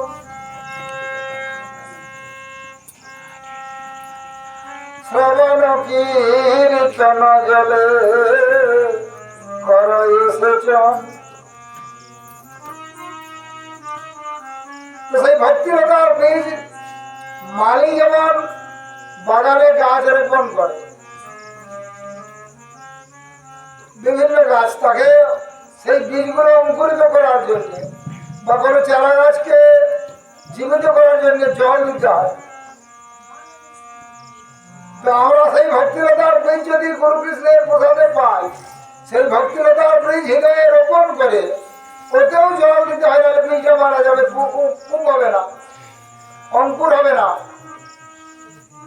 তো সেই জলটা কি না, শ্রবণ কীর্তন জলে ভগবানের নাম শ্রবণ করা, ভগবানের নাম কীর্তন করা, তাহলে সেই ভক্তিলতার বীজে অঙ্কুর হবে। উপজিয়া বড়ে লতা ব্রহ্মাণ্ড ভেদি যায়, তখন সেই ভক্তিলতার বীজ অঙ্কুর হয়ে বিরজা ব্রহ্মলোক ভেদি পরব্রহ্ম পায়। তো বিরজা ব্রহ্মলোক ভেদ করে তবে যায় তদুপরি গোলক বৃন্দাবন কৃষ্ণ চরণ কল্প বৃক্ষে করে আরোহণ। তো সেই ভক্তিলতার বৃক্ষ এই শ্রবণ কীর্তন জলে সেচন করলে বেড়ে বেড়ে বেড়ে বেড়ে সেই গোলক বৈকুণ্ঠে বৃন্দাবনে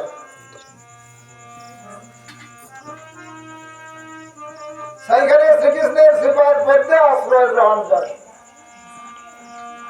তাহা বিস্তারিত হয়ে ফলে প্রেম ফল ইহা বালি সেচে নিত্য শ্রবণাদি জল। সেইখানে প্রেম কৃষ্ণ চরণে মন আশ্রয় গ্রহণ করে। আর এখানে আপনি শরীরের দ্বারা কি করছেন? মালিক নিয়মিত ভগবানের নাম শ্রবণ আর কীর্তন করছেন। ইহা বালি সেচে নিত্য শ্রবণাদি জল, মানে গাছের গোড়ায় জলের মতো এই ভক্তিলতার বীজকে জল দেওয়া হচ্ছে ভগবানের নাম শ্রবণ কীর্তনের দ্বারা।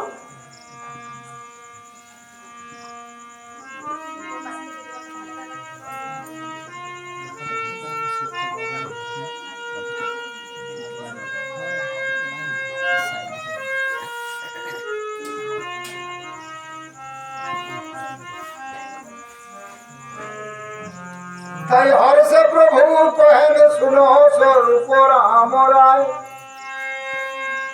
তাই মহাপ্রভু স্বরূপ দামোদর গোস্বামীকে আমার রামানন্দ রায়কে বলছেন যে নাম সংকীর্তন কর পরম উপায়। যে কলিতে নাম সংকীর্তন একমাত্র সবচেয়ে ভালো উপায়। নাম বিনা কলি কালে ধর্ম নাহি আর, সর্বমন্ত্র সার নাম এই শাস্ত্র সার। কলিতে নাম বিনা কোনো ধর্ম নাই। সমস্ত মন্ত্রের মধ্যে শ্রেষ্ঠ মন্ত্র হচ্ছে ভগবানের নাম।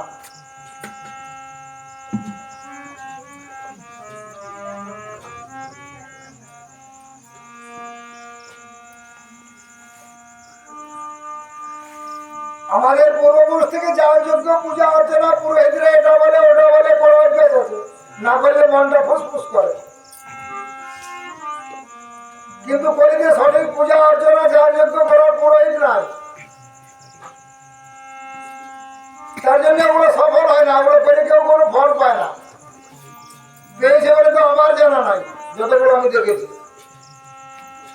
আপনি নতুন বাড়ি করেছেন, পুরোহিত বললো এই যজ্ঞ করতে হবে, এই নিয়ে এসো, সেই নিয়ে এসো, ঘি নিয়ে এসো, কাপড় নিয়ে এসো, অমুক নিয়ে এসো।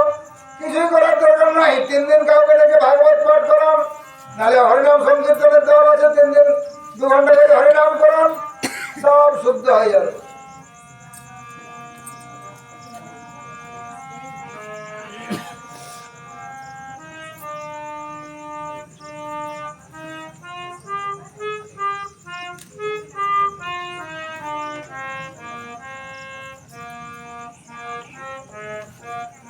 তাহলে আজকে এখানে রাখছি। জয় রাধে জয় রাধে জয় রাধে।